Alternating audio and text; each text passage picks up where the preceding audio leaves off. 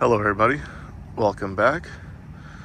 So while we're waiting for the results of the soil test to come back, right now is about the perfect time to start spraying our pre-emergents, trying to make sure that we don't have any weeds growing when we start putting a bunch of fertilizer on the ground. So as always, my go-to is tenacity. Use about 2 teaspoons for 4 gallons.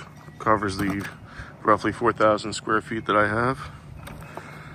And then Triclopyr 4.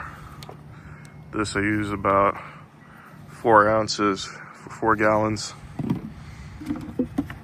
And a splash of surfactant. Helps the spray really get down into the grass.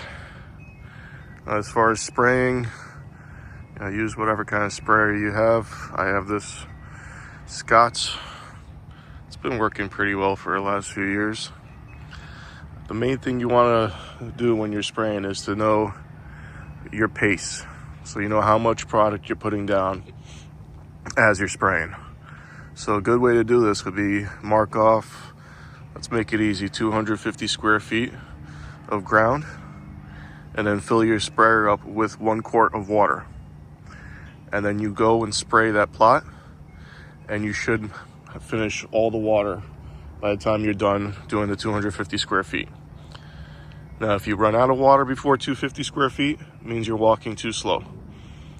If you have a bunch of water left over, that means you're walking too fast. So just do this with your sprayer to calibrate. Anyway, I'm gonna get to work. We're still waiting on the results of the soil test. I'll have that video coming out, and we'll compare them to the 2 different soil tests, the one from last year and the one from this year. Anyway, thanks again. Take care.